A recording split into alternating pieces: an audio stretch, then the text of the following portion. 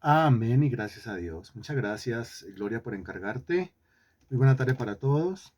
Bienvenidos al estudio de la Carta a los Romanos.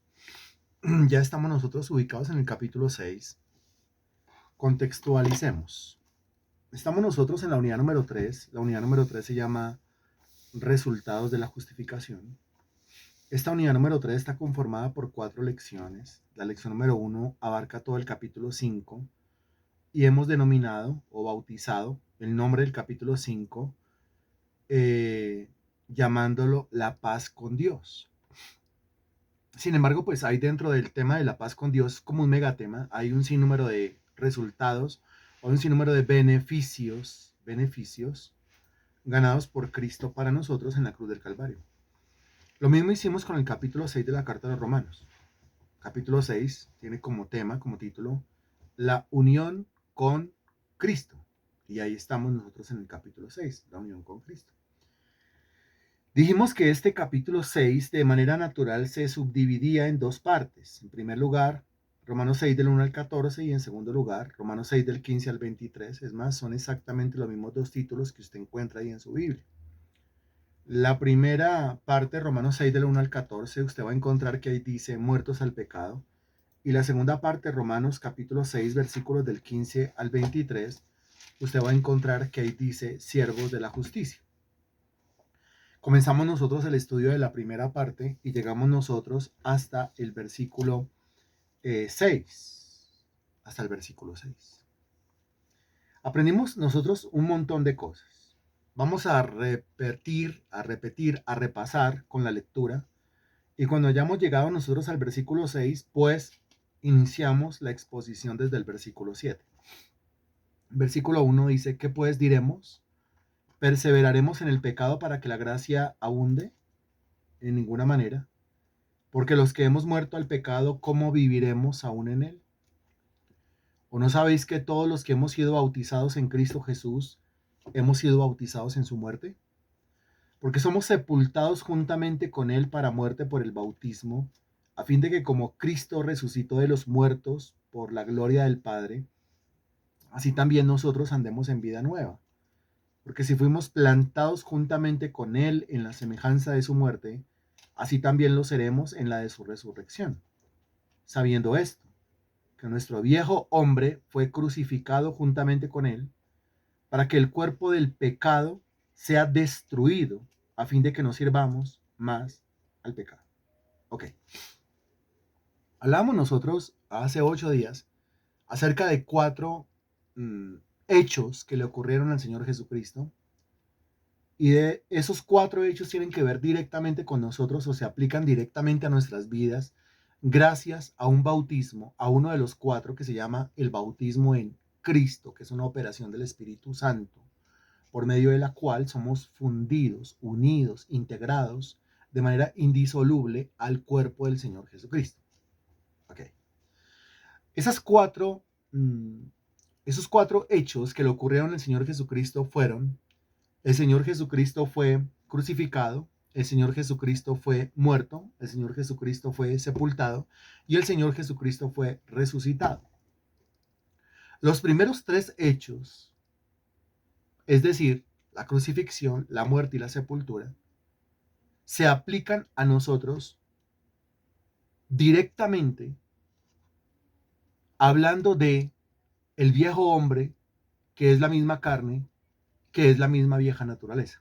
Es decir, Cristo fue crucificado, mi viejo hombre fue crucificado. Cristo fue muerto, mi viejo hombre fue muerto. Cristo fue sepultado, mi viejo hombre fue sepultado. ¿Qué es el viejo hombre? El viejo hombre es la misma vieja naturaleza. ¿Qué es la vieja naturaleza? La vieja naturaleza es la misma carne. ¿Cómo está mi carne? Mi carne está, según lo que enseña la Sagrada Escritura, mi carne está crucificada, muerta y sepultada. Eso es lo que enseña la Biblia. Y el cuarto hecho que le ocurrió al Señor Jesucristo, que es la resurrección, también se aplica a mi vida gracias al bautismo en Cristo. Y ese cuarto hecho se refiere a la resurrección, que resucita en mi vida, mi espíritu. A partir de ese momento es que soy llamado una nueva criatura en Cristo Jesús. A partir de ese momento es que se dice que todas las cosas fueron hechas nuevas. Que si alguno está en Cristo, nueva criatura es. soy un nuevo ser en Cristo Jesús. Eso ocurre solamente gracias al bautismo en Cristo. De ese bautismo se habla en Romanos capítulo 6. Repitiendo lo que dice el versículo 6, nos encontramos con lo siguiente. Sabiendo esto, mire lo que dice, sabiendo esto, sabiendo, lo tiene que saber. La mayoría de los cristianos no lo sabe.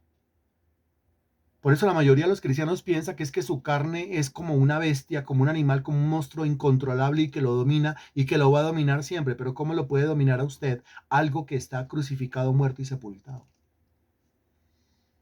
Lo que ocurre es que si en mi conocimiento y en mi fe la vieja naturaleza está viva, el viejo hombre está vivo, la carne está viva y descontrolada, pues esa será mi experiencia. Mi experiencia es lo que está de acuerdo a mi fe, a mi creencia. Lo que yo creo, en lo que yo creo, eso se convierte en mi experiencia. Se lo repito, lo que yo creo, eso se convierte en mi experiencia. Y usted escucha a los cristianos hablar de su carne, y es que mi carne, y es que mi carne, y es que mi carne, y es que mi carne. Mi carne anda descontrolada, mi carne anda enloquecida, mi carne hace lo que quiere, pero ¿cómo puede hacer lo que quiere algo que está crucificado, muerto y sepultado? No lo va a poder hacer. Aquí dice, sabiendo esto, sabiendo que nuestro viejo hombre fue crucificado juntamente con él. ¿Para qué? Para que el cuerpo del pecado, note que aquí habla del cuerpo del pecado. ¿Y cuál es el cuerpo del pecado? El cuerpo del pecado es la vieja naturaleza. El cuerpo del pecado es el mismo viejo hombre. El cuerpo del pecado es la misma carne. Para que el cuerpo del pecado sea destruido, destruido, a fin de que no sirvamos más al pecado. Esto requiere una explicación. ¿Por qué peco? Peco porque tengo ganas de pecar. ¿Cómo se llama, según la Sagrada Escritura, esas ganas de pecar? Responda usted, por favor. Peco porque tengo ganas de pecar. ¿Cómo se llama? Es una sola palabra. ¿Cómo se llama en la Sagrada Escritura o cómo define la Sagrada Escritura las ganas de pecar? Con una sola palabra. Es una sola palabra. Ganas o deseos de pecar. Inclinación hacia el pecado. La pregunta es para todo el mundo. ¿Sí? Para los que llegaron temprano, para los que llegaron tarde, para todos. La pregunta es para todo el mundo. ¿Cómo se llama esas ganas, esos deseos o esas inclinaciones hacia el pecado según la Sagrada Escritura? Eso se llama concupiscencia. Ok, concupiscencia. Cuando usted lee en la Biblia concupiscencia y qué concupiscencia y qué es concupiscencia, concupiscencia fundamentalmente significa ganas o deseos de pecar. ¿Estamos claros? Eso es concupiscencia. ¿Usted se acordó? Muy bien, lo tiene claro. Ok. Pero el tema es que esas ganas de pecar, ¿dónde viven? Esa concupiscencia, ¿dónde reside?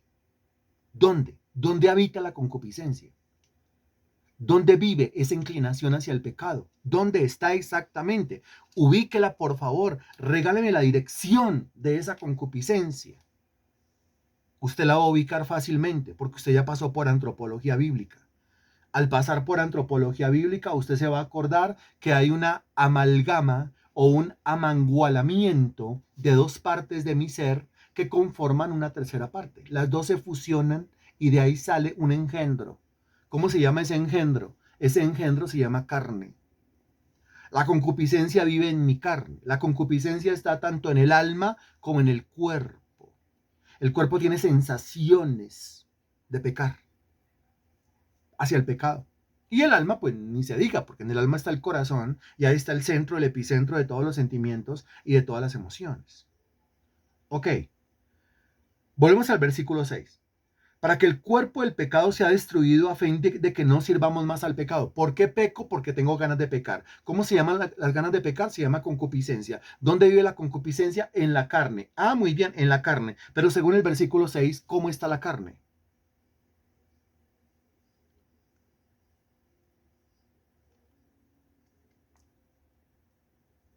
Según el versículo 6, ¿cómo está la carne?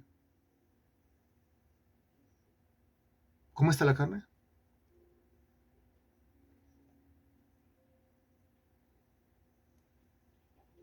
¿Cómo está la carne? Busca otra palabra ahí en el versículo 6. Sí, o sea, usted en el versículo 6 dice crucificada. Pero crucificada de tal manera que ¿qué? Porque puede estar crucificado pero está vivo. Cristo estuvo crucificado y estaba vivo. Los dos ladrones fueron crucificados y estaban vivos. En un solo día los romanos crucificaron a más de 2000 judíos y estaban vivos hasta que terminaron muriéndose. Pero ahí usted encuentra otra palabra. ¿Fue crucificada para qué?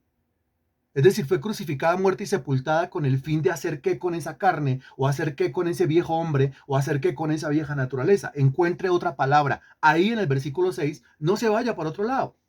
Encuentre esa palabra. Esa palabra es destruido. Muy bien, excelente. Según la Sagrada Escritura, gracias a la obra de Cristo en la cruz del Calvario y gracias a la obra del Espíritu Santo llamada bautismo en Cristo, mi viejo hombre está destruido. Mi vieja naturaleza está destruida, mi carne está destruida. Y todo lo que pertenece a mi carne está destruido, incluyendo mi concupiscencia. ¿Cómo se encuentra mi concupiscencia? Destruida. ¿Mi concupiscencia se encuentra destruida? Sí. Mi concupiscencia, mis ganas de pecar se encuentran crucificadas, muertas y sepultadas. Aquí viene la pregunta del escéptico. ¿Cuál es la pregunta del escéptico? El escéptico se preguntará, si mi concupiscencia está crucificada, muerta y sepultada, si mi concupiscencia o mis ganas de pecar están destruidas, ¿yo por qué? ¿Cuál sería la pregunta del escéptico?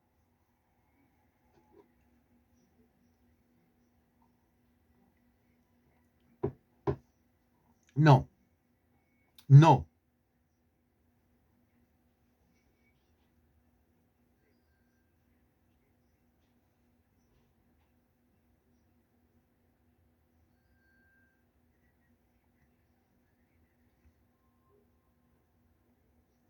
Eso, muy bien. Sumi Empresarial Colombia. Excelente. Y todo el que responde algo parecido. Entonces, ¿por qué siento deseos de pecar? ¿Sí? Si usted dice, no, un momento, yo no lo digo, lo dice la Biblia. Yo repito lo que dice la Biblia. ¿Qué es lo que dice la Biblia? Lo que dice la Biblia es que el cuerpo del pecado o el viejo hombre, mire, eso lo dice el versículo 6, sabiendo esto que nuestro viejo hombre, ese viejo hombre es el mismo cuerpo del pecado y enseña que el viejo hombre, el cuerpo del pecado, la vieja naturaleza, la carne, fue crucificada, muerta y sepultada con el fin de, versículo 6, de que fuera destruida. ¿Cómo está destruida? ¿Quién lo dice? Lo dice el Espíritu Santo. Toda la escritura es inspirada por Dios. Entonces, si mi concupiscencia está destruida, ¿yo por qué siento ganas de pecar? Es por una sola razón. Si mis ganas de pecar según la Biblia están destruidas, ¿yo por qué sigo sintiendo ganas de pecar? Por una sola razón. ¿Cuál es la razón? Responda usted, esto usted lo sabe. Aquí tenemos que responder exactamente lo mismo que dijimos allá cuando estábamos en Romanos capítulo 5, versículo 19. Porque así como por la desobediencia de un hombre los muchos fueron constituidos pecadores, así también por la obediencia de uno los muchos serán constituidos justos. Hace 8 días volví a preguntar yo, ¿cuántos de los que están acá y respondan con sinceridad son pecadores? Algunos, algunos. Creyeron que eso era sinceridad, que eso era humildad y que eso era sencillez de corazón decir yo soy un pecador. ¿De acuerdo? Pero eso no es ni humildad, eso no es ciencia, eso no es sencillez de corazón. Eso es pura ignorancia. Eso es pura incredulidad a lo que la Sagrada Escritura enseña. Las dos cosas van de la mano. Yo no soy un pecador. Yo no soy un pecador. ¿Por qué? El término pecador en la Sagrada Escritura es un estado. Es una asignación legal. De la misma manera, el término justo en la Sagrada Escritura es un estado. Es una asignación legal. Eso. Si yo lo entiendo como una asignación legal, pues entonces yo no puedo ser pecador. Yo soy justo. Pero entonces, ¿por qué? Si soy justo y no pecador, yo sigo pecando. Esa explicación la tiene usted en el capítulo 6. Hace 8 días lo dijimos. Si alguno de ustedes, mis estimados hermanos en Cristo, que creen en el Señor Jesucristo, que han sido bautizados en Cristo Jesús, que han pasado de muerte a vida, llegan a decir que son pecadores, ¿Usted lo hace porque usted es un ignorante o usted lo hace porque usted es un incrédulo a la palabra de Dios? Usted es un rebelde, un necio, un contradictor de la palabra de Dios. Así, lo estoy diciendo claramente y lo estoy diciendo de frente. Si yo quiero que la palabra de Dios funcione en mi vida, obre en mi vida, sea eficaz en mi vida, yo tengo que concordar verbalmente con lo que enseña la palabra de Dios. Porque es que mientras que yo me la pase, yo soy pecador, yo soy pecador, yo soy pecador, yo soy pecador, ¿cuál será mi experiencia? Dígame, yo soy pecador, yo soy pecador. ¿Cuál será mi conducta? Dígame, yo soy pecador, yo soy pecador. ¿Cuál será mi comportamiento? Dígame, yo soy pecador, yo soy pecador. ¿Cuál será mi diario vivir? Dígame, ¿cuál será? Responda usted. Desde la sabiduría que le da el Señor.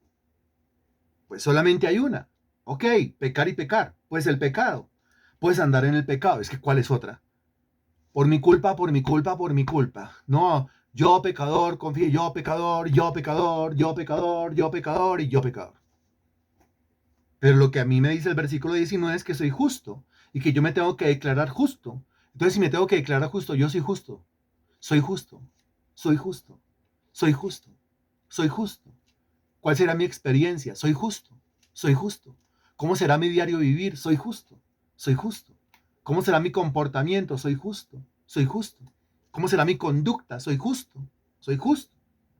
De ahí en adelante habrá una transformación completa. ¿Es o no es? Es exactamente lo mismo que dice acá el versículo 6.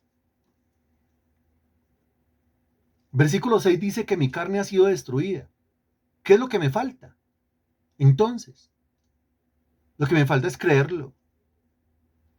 El justo por su fe vivirá. Lo que me falta es creerlo. En lugar de decir, es que mi carne, y es que mi carne, y es que mi carne, y es que mi carne, yo debería decir, mi carne está destruida. Mi concupiscencia está destruida. En mí no hay ganas de pecar. ¿Quién se atreve a decirlo? Eso es lo que el versículo 6 nos está sugiriendo que hagamos. En mí no hay ganas de pecar. En mí no hay ganas de ese vicio. En lugar de decir, ese vicio me controla, en mí no hay ganas de ese vicio. A mí no hay vicio que me controle. A mí no hay maña que me controle. A mí no hay pecado que me controle. Yo controlo el pecado en el nombre del Señor Jesucristo. Eso es una cosa completamente diferente. La cuestión es conocimiento y la cuestión es fe. Mientras que yo sea un cristiano que vive en la ignorancia, pues entonces yo creo que voy a tener que pelear con mi carne por el resto de mi vida. Y yo no tengo que pelear con mi carne por el resto de mi vida. Alguien ya peleó contra mi carne y la mató. Y no tengo yo que pelear contra la concupiscencia por el resto de mi existencia. Alguien ya agarró mi concupiscencia y la destruyó. Eso es lo que dice el versículo. Yo sé que peco todos los días y a toda hora, a cada segundo, cada milésima de segundo. Uf, pero ¿qué?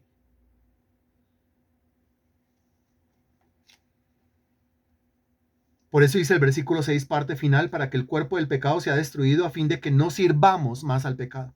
Note el fin, a fin de que no sirvamos más al pecado. El resultado, no le va a servir más al pecado. ¿Por qué? Pues porque su vieja naturaleza fue destruida, su concupiscencia fue destruida, sus ganas de pecar, sus ah, mm, inclinaciones hacia el pecado fueron destruidas. ¿Qué es lo que tiene que hacer usted? Conocerlo y creerlo y confesarlo y declararlo. Hablarle a su alma, hablarle a su carne, ponerla en cintura, meterla en cintura. Eso es lo que tiene que hacer. ¿Cómo es que Dios le da vida a los muertos? Llamando las cosas que no son como si fuesen. Eso es lo que enseña la Sagrada Escritura. El versículo 7 dice, porque el que ha muerto, ha sido justificado del pecado. Por supuesto. El que ha muerto. ¿Qué parte de mi ser ha muerto? Hay una parte de mi ser que ha muerto y hay una parte de mi ser que vive. Hay una parte de mi ser que ha muerto y hay una parte de mi ser que ha resucitado. Hay una parte de mi ser que fue destruida y hay una parte de mi ser que fue vivificada. Eso usted ya lo sabe. La parte de mi ser que murió, mi carne, mi viejo hombre, mi vieja naturaleza con todas sus concupiscencias. El que ha muerto ha sido justificado del pecado. Es la única manera. Los cristianos no lo entienden. Pero es la única manera como realmente la persona puede ser justificada. Muriendo. Si murió al pecado, pues es justificado. ¿Qué es justificado? Declarado inocente. ¿Cómo puede ser declarado culpable alguien que ya se murió? No puede ser declarado culpable por ningún delito sobre esta tierra. ¿cierto? Porque ya se murió. ¿Y cómo se murió? Pues con él murió el delito. Estoy hablando desde el punto de vista de la ley de los hombres, del punto de vista jurídico, pero aquí entre nosotros los hombres. Si ya se murió, no puede ser acusado de ningún delito. Pues si ya se murió, vaya, métalo a la cárcel. Si ya se murió, vaya, cobre la multa. Si ya se murió, vaya, cobre la sanción a ver si puede. Si ya se murió, vaya, cobre el interés. Si ya se murió, vaya, no, ya no puede hacer nada porque ya se murió. Y es lo que está diciendo aquí en la analogía. Pues si ya se murió, pues entonces ha sido justificado, declarado inocente del pecado, si ya no debe nada. Si mi viejo hombre fue muerto, si mi carne fue destruida, si mi concupiscencia fue asesinada, lo mismo que le hicieron a Cristo en los primeros 3 actos, recuerde que los primeros 3 actos son crucifixión, muerte y sepultura, pues entonces yo he sido justificado del pecado. O sea, he sido declarado inocente. La justificación no se puede llevar a cabo mientras que primero el Señor no acabe, no destroce, no destruya a mi carne. Y eso lo hizo el mismo día del nuevo nacimiento. Alguno dirá, ni sabía lo que había pasado conmigo en el nuevo nacimiento. Le recordaré lo que dice Oseas 4:6. Mi pueblo es destruido porque le faltó conocimiento. Es que a uno le enseñan esto, pero se lo enseñan como tan básico, como tan por encima, como tan superficial, como de una manera como tan simple y tan bobalicona y tan poco interesante, poco instructiva y poco edificante. Pero si a uno le enseñaran realmente lo que ocurrió conmigo en el nuevo nacimiento, comenzando por esto, cuando usted nació de nuevo, usted fue bautizado en Cristo. Usted no lo sintió, pero fue así.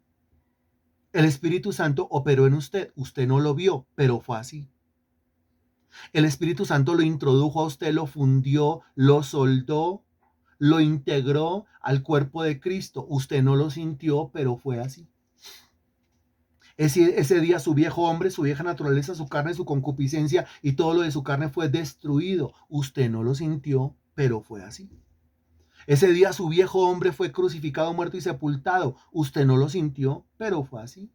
Ese día su espíritu fue resucitado, revivió, renació. Usted no lo sintió, pero fue así.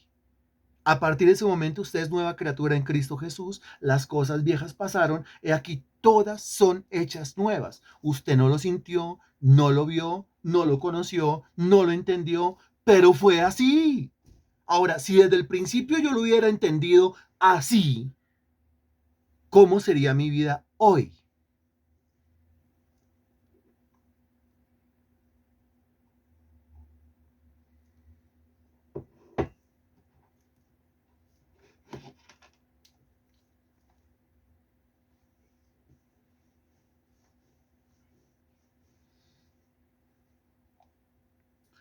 El problema es que algunos cristianos no le encuentran diferencia a ser cristiano o a no ser cristiano. Ellos dicen, pues la diferencia es que antes yo no iba a la iglesia y ahora sí voy, pero pues yo sigo viviendo mi vida igual, yo no veo ninguna diferencia. Ese es el problema, no ve ninguna diferencia. ¿Y por qué no ve ninguna diferencia? Porque no entiende. Es que no estudia. ¿Sabía usted que hay cristianos que no leen la Biblia, no la estudian? ¿Sabía usted que hay cristianos que no se congregan? ¿Sabía usted que hay cristianos que le encargan esos sermones que no tienen doctrina? ¿Sabía usted que hay cristianos que les encanta esos sermones motivacionales en donde siempre le están repitiendo lo mismo, la repetición de la repetidera, pero nunca lo llevan a profundizar, a ahondar en las verdades de Dios? Esos son los que nunca encuentran diferencia, los que van pasando los años, llegan el momento, se cansan y abortan, abandonan, apostatan, porque dices que yo no le vi diferencia a eso. Sí, yo estuve allá adentro, pero yo no le encontré la verdad, la comba al palo. ¿Por qué no se la encontró? Porque le faltó profundizar, le faltó estudio, le faltó echar raíces. Se quedó solamente con lo que veía por encimitica y con lo que le enseñaban en las iglesias por encimitica, pero nunca profundizó las verdades de Dios. Dice Natalia, antes se entendía que era cuestión de una oración de fe, congregarse y ya, nada de conocimiento, es verdad. Ok. Hermano Rubén le dice, así no podemos crecer. No, no puede crecer. Concuerdo con todos ustedes. Concuerdo con todos ustedes. Entonces, si desde el primer momento, mire, usted es nueva criatura en Cristo Jesús, siéntese, yo le voy a explicar qué significa ser nueva criatura en Cristo Jesús. Desde ese momento usted entendería todas las maravillas que ocurrieron a partir de su nuevo nacimiento. Y usted realmente sería una cosa completamente diferente en Cristo Jesús. Así es. Dejaríamos de hablar. ¿Cómo está la situación? Duro, complejo, situación difícil. Uy, las tribulaciones, los problemas, como la víctima de todo. Los mismos problemas del impío, los mismos problemas del secular, los mismos problemas del que no tiene a Dios. Ajá, ¿cuál es la diferencia entre ser cristiano y no ser cristiano entonces? Pues la verdad todo el mundo se está dando cuenta y no, como que no hay ninguna clase de diferencia. Pero sí hay diferencia. Solamente imagínese que a partir del momento en que usted nace de nuevo, el Espíritu de Dios viene a vivir dentro suyo. ¿Cómo no va a haber diferencia? Si dentro mío vive la omnipotencia de Dios, ¿cómo no va a haber diferencia? Si la palabra de Dios no vuelve a él vacía, si él llama las cosas que no son como si fuesen y de esa manera da vida a los muertos, y la palabra de Dios se me ha concedido a mí para que a través de ella los muertos obtengan vida. Es una cosa espectacular. El Evangelio según San Juan, capítulo 1, versículo 1, que todo el mundo conoce de la Reina Valera 1960, que no es muy claro desde la Reina Valera 1960, aunque pues es mi versión de Biblia preferida, sí, pero pues yo lógicamente tengo que manejar diferentes versiones de Biblia, como la Biblia de las Américas, como la nueva versión internacional, como la Biblia al día, como la nueva traducción viviente, como la Reina Valera contemporánea, como la Reina Valera versión 1995, como la Reina Valera actualizada y bueno, diferentes versiones. En el capítulo 1, versículo 1 dice, en el principio era el verbo y el verbo era con Dios y el verbo era Dios. Pero en el original la palabra verbo, en el original griego la palabra verbo es la palabra logos. En el principio era el logos y el logos era con Dios y el logos era Dios. Pero la traducción de logos es palabra, palabra. En el principio era la palabra, más diciente para mí. Yo entiendo verbo y entiendo logos, pero más entiendo el término palabra. Palabra, lo que está saliendo por mi boca en este momento, palabra, lo que estoy pronunciando por mi boca en esta clase, palabra, eso es articular, eso es palabra, son sonidos inteligentes, son sonidos a través de los cuales usted y yo nos podemos entender. Es utilizar bien el alfabeto, es colocar la vocal, la consonante donde debe ir, armar palabras con palabras, armar frases con frases, armar ideas con ideas, armar párrafos y armar todo un argumento. Eso es palabra. En el principio era la palabra y la palabra era con Dios y la palabra era Dios. La palabra era en el principio con Dios. Y si sigue leyendo, todas las cosas, aquí dice verbo porque es masculino, pero sígalo entendiendo como la palabra. Todas las cosas por la palabra fueron hechas. Y sin la palabra, nada de lo que ha sido hecho fue hecho. ¡Qué impresionante! Todas las cosas por la palabra fueron hechas. Creo que está sumamente claro.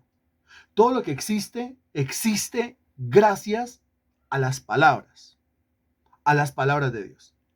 Y sin las palabras, nada de lo que ha sido hecho fue hecho. Después en Romanos 4:17, Dios llama, o sea, usa las palabras, ¿sí? Llama las cosas que no son como si fuesen. Usa las palabras para llamar las cosas que no son como si fuesen y de esa manera le da vida a los muertos.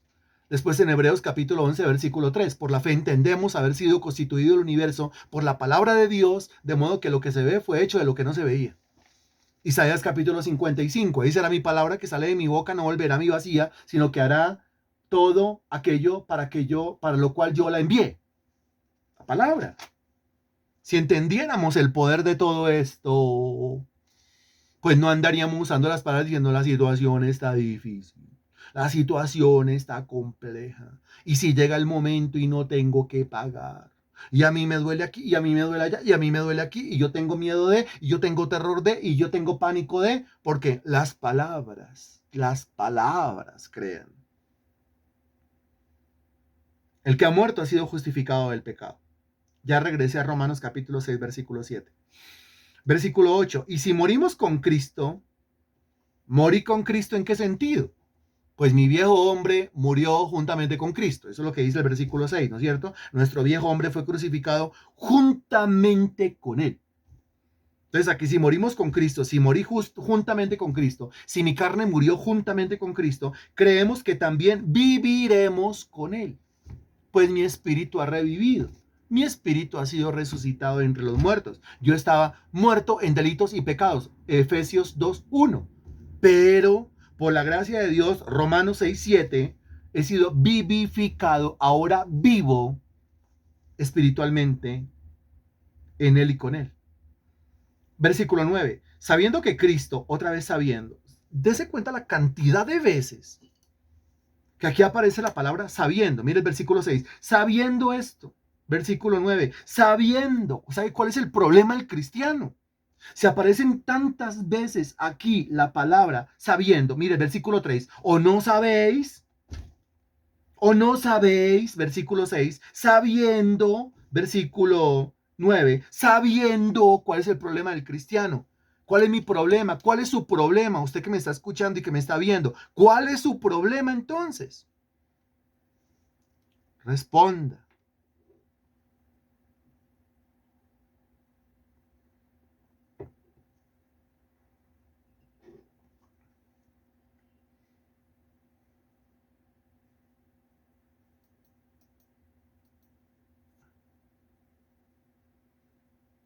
Alguien me decía hace tiempo atrás que no le gustaba como yo hablaba, porque cuando yo hablaba yo lo hacía sentir como un ignorante.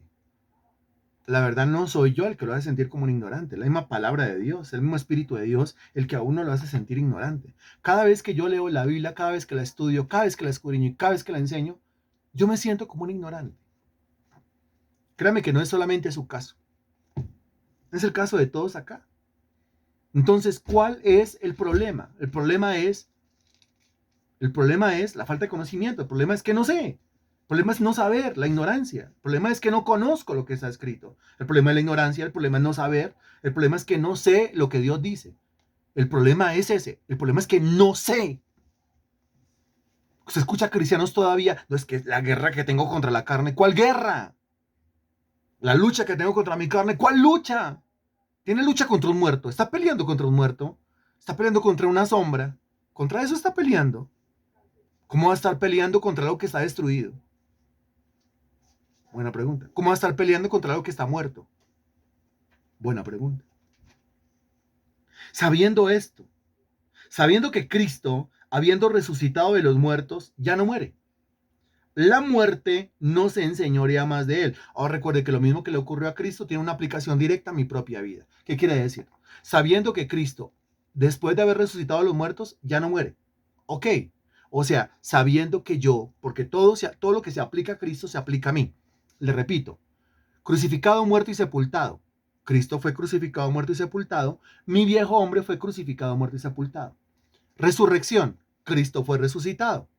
Ok, se aplica a mí. Si Cristo fue resucitado, mi espíritu fue resucitado. Ok, seguimos. Cristo después de haber resucitado ya no puede volver a morir. Ok, mi espíritu después de haber resucitado ya no puede volver a morir. Y si ya no puede volver a morir, eso quiere decir que la salvación no se pierde. Para perder la salvación, el que estuvo muerto en delitos y pecados y fue revivido por la gracia de Dios tendría que volverse a morir. Tendría que volver a morir espiritualmente. Y es imposible que vuelva a morir espiritualmente, como es imposible que Cristo vuelva a morir. Ahora, como es imposible que Cristo vuelva a morir y es imposible que yo pueda morir espiritualmente de nuevo, por eso entonces decimos la salvación no se pierde. Eso sería, estimado hermano, negar lo que dice el Evangelio según San Juan, capítulo 10, versículo 28. Juan capítulo 10, versículo 28. Lo abre, por favor. Lo busca y me avisa. Juan capítulo 10, versículo 28. Que le dicen a uno, ojo, tiene que cuidar la salvación porque de pronto la pierde. Eso lo dice el cristiano ignorante. Dice Juan capítulo 10, versículo 28. Bueno, una persona y el resto. A ver, la pregunta es para todo el mundo acá. ¿Cierto? Para todo el mundo acá. Ah, bueno. Juan capítulo 10, versículo 28. Dice, y yo les doy vida eterna y no perecerán jamás, ni nadie las arrebatará de mi mano. Eso está clarísimo ahí. Yo no sé por qué de verdad algunos insisten. Contradictores a lo que enseña la palabra de Dios. Aquí dice tres cosas básicamente. Primero, yo les doy vida eterna. ¿Qué clase de vida me da el Señor? Eterna. Si la vida que me da el Señor es eterna, ¿cuándo la pierdo? Buena pregunta. Segundo, no perecerán jamás. ¿Cuándo pereceré? Jamás. ¿Cuándo moriré? Jamás. Si el texto dice no perecerán jamás, pregunta, ¿yo cuándo pereceré? ¿No es cierto? Tercero, nadie las arrebatará de mi mano. Ahí está claro. Yo estoy en la mano del Señor y nadie me puede arrebatar, nadie me puede sacar de ahí. Su mano es la mano del Salvador. Su mano representa la salvación. Su mano representa la vida eterna y dice que nadie me puede arrebatar de su mano. Si nadie me puede arrebatar de su mano, ¿cuándo seré arrebatado de su mano? Si no pereceré jamás, ¿cuándo pereceré? Si Él me da vida eterna, ¿cuándo perderé la vida eterna? Si es eterna, ¿cuándo la pierdo?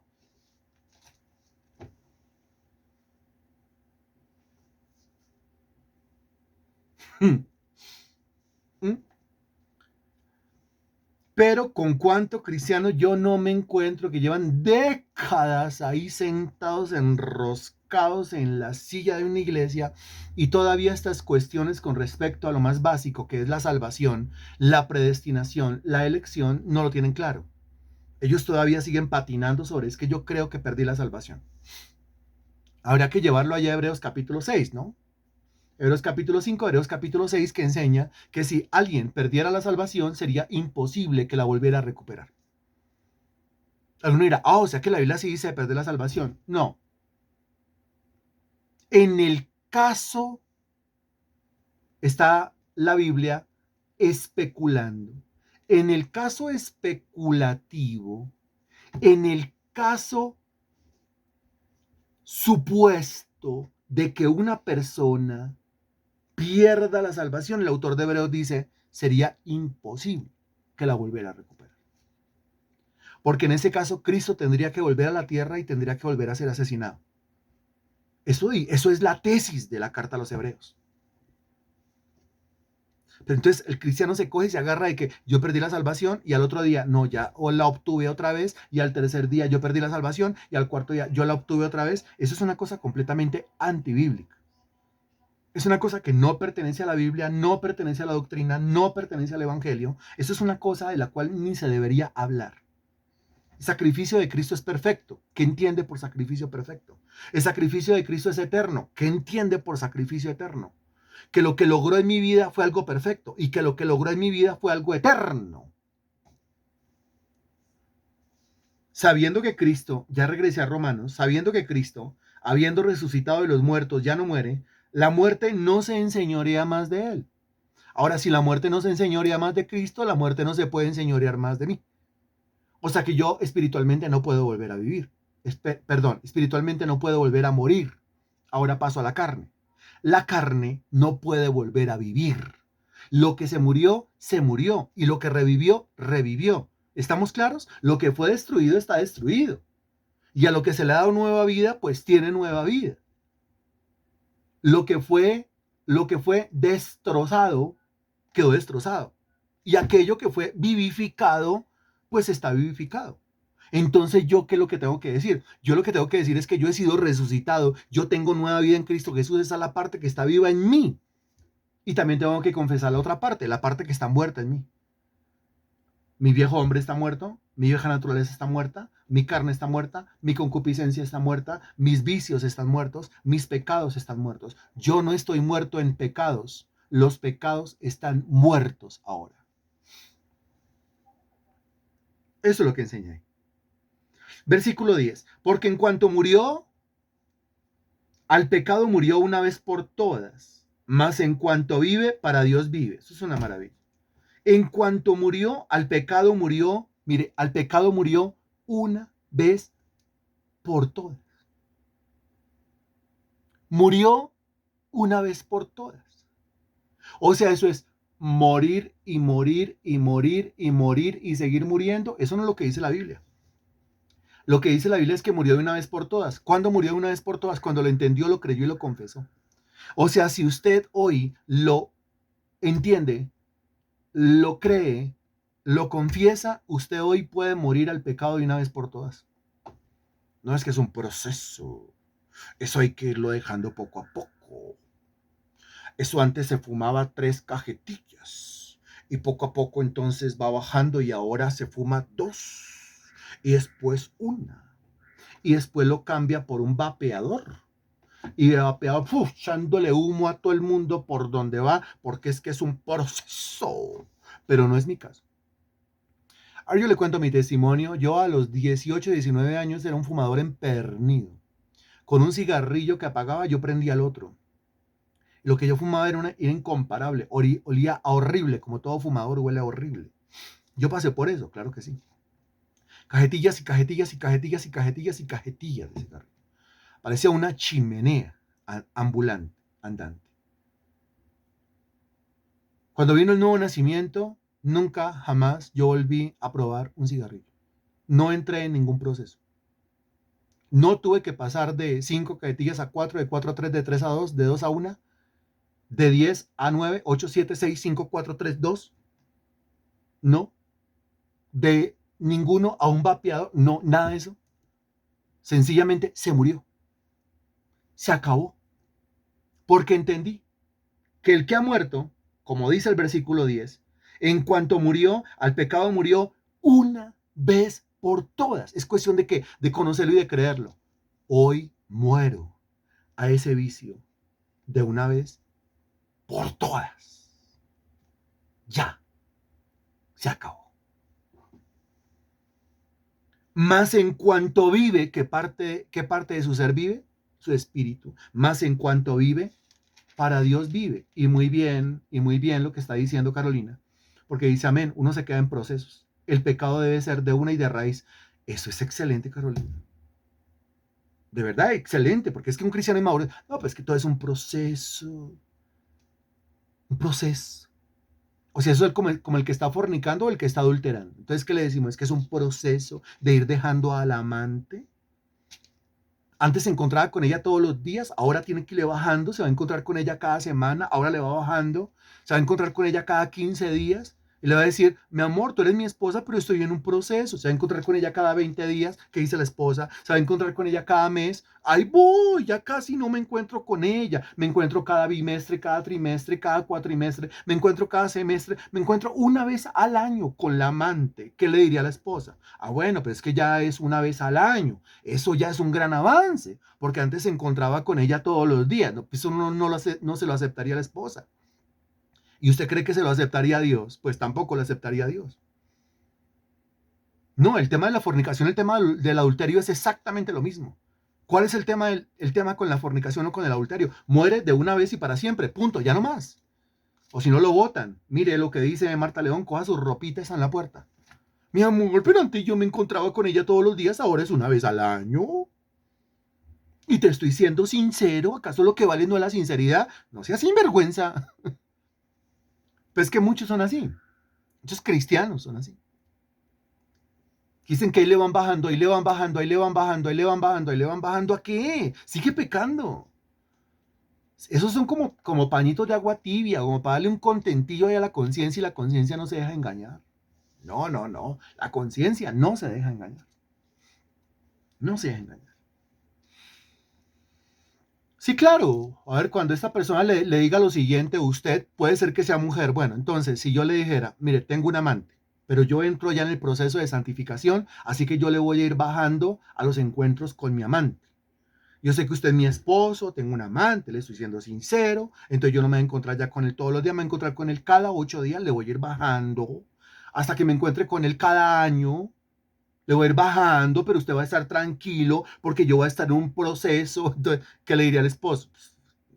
Tan ridícula. Ah, bueno, es exactamente lo mismo usted con su vicio, usted con su maña y usted con su pecado, usted con su mentira o la corta de raíz, ¿sí? Lo que conoce, entiende, cree, corta de raíz o no corta. El versículo 11 dice, y si el espíritu de aquel, no, espera que yo me pase por otro lado. Versículo 11, así también vosotros, mire, aquí encontramos nosotros la clave. Así también vosotros, consideraos. Oh, aquí apareció la palabra. La palabra que se convierte como en la conclusión de todo, como en la clave de todo. Consideraos. Consideraos es el españolete, pero pues el griego dirá considérense. Considérense. ¿Qué es considerar? Eso usted lo sabe. Regáleme el significado.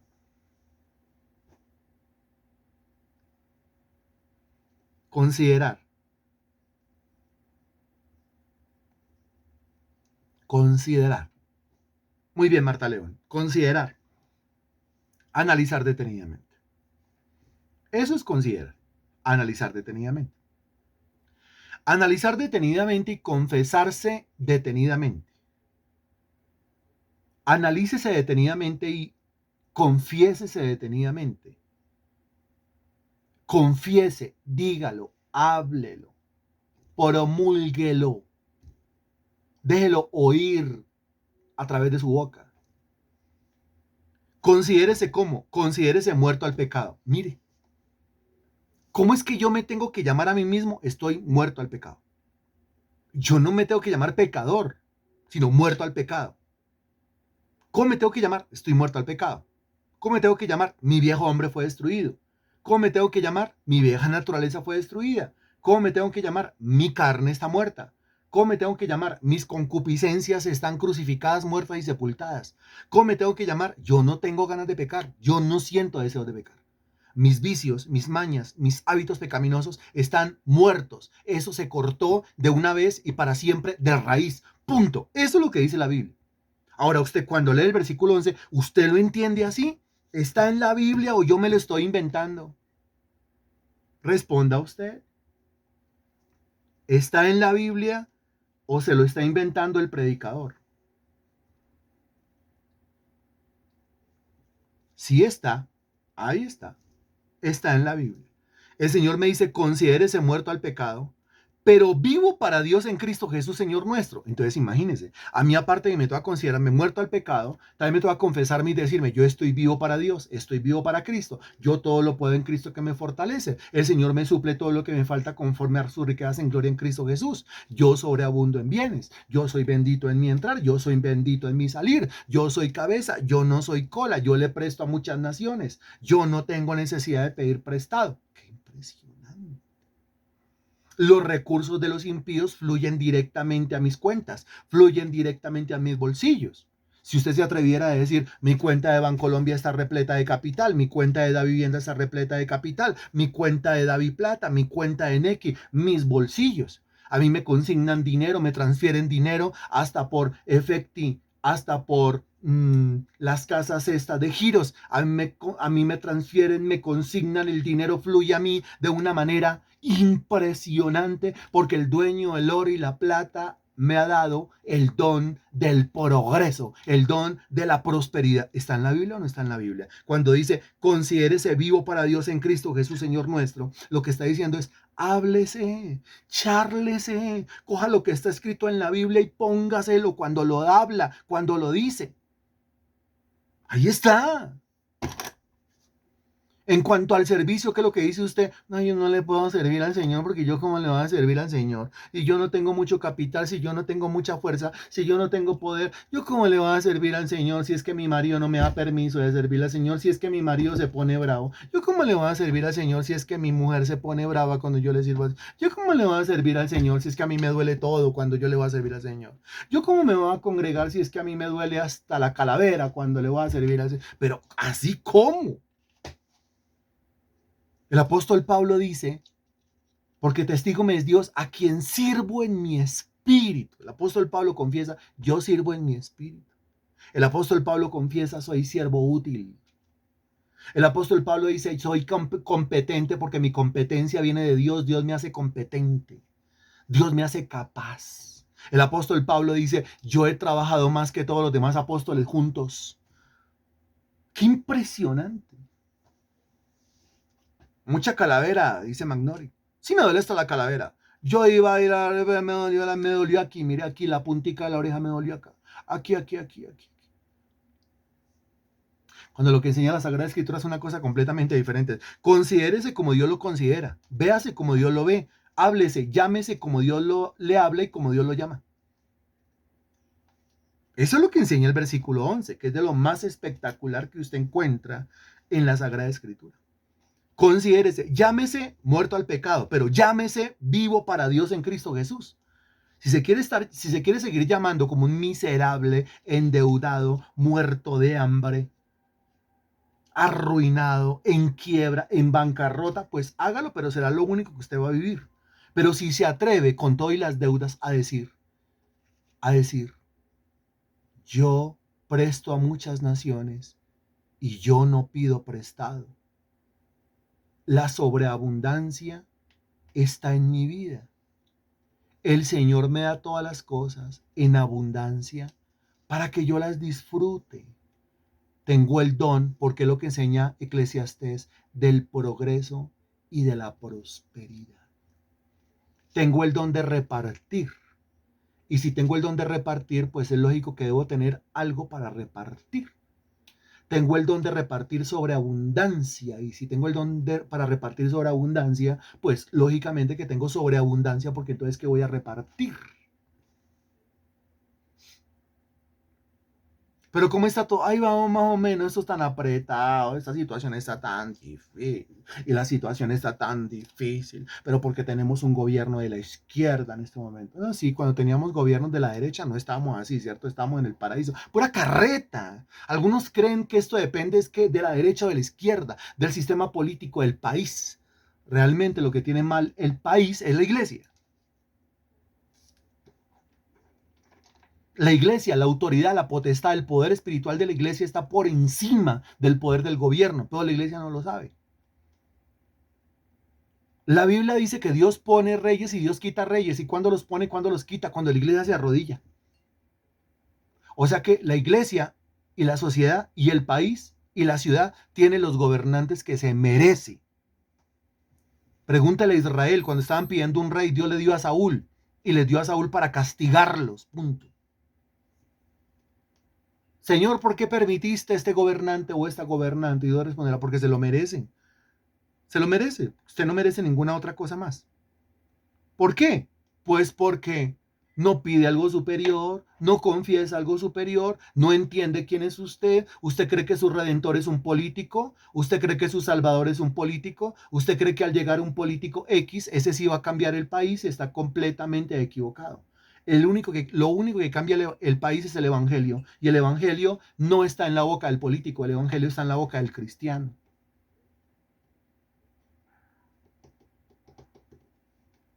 El versículo 12 dice, no reine pues el pecado en vuestro cuerpo mortal, de modo que lo obedezcáis en sus concupiscencias. Mire que hay una gran diferencia entre el versículo 6, que habla del cuerpo del pecado, que es la carne, y el versículo 12, que habla del cuerpo mortal. ¿Cuál es el cuerpo del pecado? La carne en sí. ¿Cuál es el cuerpo mortal? Pues ¿cuál es el cuerpo mortal? Pues el cuerpo físico. Ahora, aquí comienza a hablar de algo que es bien interesante, porque dice, ok, la vieja naturaleza fue muerta, todo lo que pertenece a la carne fue muerto, pero algo sigue pasando con el cuerpo. ¿Y qué es lo que sigue pasando con el cuerpo? Hay una concupiscencia no solamente en el alma, sino que hay una concupiscencia o un deseo o un hábito o una costumbre que queda en el cuerpo. Y por supuesto que es así. O sea, usted acostumbre su nuca a hacer un movimiento, su pierna a hacer un movimiento, su columna a hacer un movimiento, se le acostumbró y se quedó así. Entonces, por eso los médicos hablan de unas malas posturas, hablan de unas malas posiciones, hablan de corregir las posturas. Porque así como usted acostumbre al cuerpo, pues así el cuerpo termina habituado. Y esto es sencillamente por repetición. O sea, por repetición yo comienzo a agachar la cabeza al caminar, a inclinar la espalda y termino yo encorvado y así camino por el resto de mi vida. Por eso los papás con los niños les dicen camine derecho, camine derecho, camine derecho, camine derecho. Porque si así se acostumbra, pues así se quedó. No conoce a muchos adolescentes que andan como mirándose por allá las rodillas. Ellos no caminan derechos, caminan como mirándose por allá los tobillos. Es una postura del cuerpo. Eso desde el punto de vista de lo físico del cuerpo. Pero desde el punto de vista de las costumbres del cuerpo, pues aquí tenemos que hablar de lo pecaminoso del cuerpo, lo pecaminoso que queda en el cuerpo. ¿Por qué mi cuerpo me sigue insistiendo para que yo peque? Sencillo. ¿Durante cuánto tiempo usted utilizó su cuerpo en ese pecado? ¿Durante cuánto tiempo usted utilizó su cuerpo para el alcohol? ¿Durante cuánto tiempo usted utilizó su cuerpo para el cigarrillo? ¿Durante cuánto tiempo usted utilizó su cuerpo para la fornicación, para el adulterio? El caso del cigarrillo. Aunque la carne está muerta, está destruida, el cuerpo, el pulmón, mira, el vicioso, el adicto a la droga, sobre todo al bazuco, entre ellos utilizan un término que dicen, me picó el pulmón. Y cuando dice me picó el pulmón, quiere decir que realmente el pulmón comienza a pedirle ese humo tóxico, ese químico que entre a su cuerpo. Se lo comienza a pedir, se lo comienza a exigir. Es como se desesperan completamente y se vuelven locos. Ahora, en el caso del cristiano, esta concupiscencia, ¿en dónde está? ¿Está en la carne? ¿Está en el? No. Entonces, ¿en dónde queda? En el cuerpo, en los miembros del cuerpo que quedaron acostumbrados al pecado. ¿Qué es lo que hay que hacer? Dice, no reine pues el pecado en vuestro cuerpo mortal, de modo que lo obedezcáis en sus concupiscencias. Quiere decir, cuando el cuerpo le pida eso, usted no lo obedezca. O sea, no es tan difícil, ahí dice. Cuando el cuerpo le pida eso, usted no lo obedezca. Pero yo de dónde saco la fuerza para no obedecer al cuerpo? Pues de dónde saca la fuerza para no obedecer al cuerpo. ¿Qué parte de su ser fue resucitado? Pues su espíritu. Ok. ¿Dónde está la fuerza? Pues en su espíritu. De ahí saca la fuerza, de ahí saca la fortaleza. De ahí usted le dice a su cuerpo, no, no, cuerpo, no le voy a hacer caso. Cuerpo, usted no manda en mi vida. Usted mandó en mi vida durante mucho tiempo y lo único que trajo fueron males. Ahora el que manda en mi vida es el espíritu. Ahora quien reina en mi vida es mi espíritu. De modo que yo a usted no lo voy a obedecer. Aquí dice, no le obedezca a su cuerpo. Cuando su cuerpo le quiera pedir que peque, usted dígale al cuerpo que no, no lo obedezca. Versículo 13, ni tampoco presentéis vuestros miembros al pecado como instrumentos de iniquidad, sino presentaos vosotros mismos a Dios como vivos de entre los muertos y vuestros miembros a Dios como instrumentos de justicia. Antes todos los miembros de su cuerpo, los órganos internos y externos, estaban al servicio del pecado. Ahora todos los miembros de su cuerpo, internos y externos, deben estar al servicio de Dios. Eso es lo que dice. Y usted tiene la potestad para hacerlo porque ya que ha muerto y ha resucitado. Eso solamente lo puede hacer un hijo de Dios, una nueva criatura en Cristo Jesús. A mí definitivamente me domina el pecado. Si lo domina el pecado, o es usted un ignorante, uno que no cree esta porción de la escritura, o realmente usted es un impío que no ha nacido de nuevo. Porque aquí dice claramente que el pecado no se enseñoreará, no reina, no puede ejercer autoridad sobre la vida de un creyente. Es más, el creyente es el que ejerce autoridad sobre los pecados o los hábitos pecaminosos que quedaron en su cuerpo. Versículo 14. Porque el pecado no se enseñoreará de vosotros. Sí, ve que ahí está, versículo 14. El pecado no se enseñoreará de ustedes. O sea, el pecado no tiene autoridad sobre ustedes. El pecado no tiene potestad sobre ustedes. El pecado no tiene poder sobre ustedes. El pecado no tiene fuerza sobre ustedes. El pecado no los puede dominar a ustedes. Porque usted no está bajo la ley. Usted está bajo la gracia. Porque usted no es una vieja criatura. Usted es una nueva criatura en Cristo Jesús. Y al llegar al versículo 14, pues hemos culminado el estudio de la primera parte, la primera división de Romanos 6, que se llamó Unidos a Cristo o Muertos al Pecado, como lo encuentra en la Reina Valera 1960. Ahora, ¿ya entendió por qué el título se llama Muertos al Pecado? Muertos al pecado. ¿Ya lo entiende doctrinalmente hablando? ¿Quién lo ha entendido? ¿Quién puede decir, ya lo entiendo? Ya lo entiendo. ¿Y cuándo se aplica a su vida? ¿Cuándo usted tiene la experiencia de esto? Cuando lo cree, cuando lo confiesa, cuando se apropia, cuando se considera así de esa manera. Bendito Dios, te damos gracias por tu palabra predicada hoy. Te ruego, Santísimo Señor, que esta palabra se convierta en experiencia en la vida de cada creyente. Tu palabra, Señor, por medio de la cual creaste todo lo que existe. Y sin ella, nada de lo que ha sido creado pudo haber sido creado, Señor. Esa palabra bendita que transforma nuestras vidas, que nos cambia y que nos hace diferentes. Te doy gracias, mi Dios, por la vida de cada uno de los que se han conectado a esta clase, por cada uno de los que han conservado la seriedad y la responsabilidad, Señor. Hace unos meses comenzamos nosotros el estudio de la carta a los Romanos. Hubo un compromiso, Señor Dios, un compromiso que se hizo, Señor Dios, un compromiso prometido de parte de muchas personas. La mayoría de ellos, Señor Dios, como suele ocurrir siempre, son compromisos desde la emoción. Son compromisos desde la calentura del corazón, Señor. Y yo te doy infinitas gracias porque vamos terminando este año, mi Señor. Y al terminar este año, seguimos perseverando, seguimos juiciosos en lo que tenemos que hacer. Recibe tú, Señor Dios, en esta noche toda la gloria, toda la honra y toda la alabanza en el nombre del Señor Jesucristo.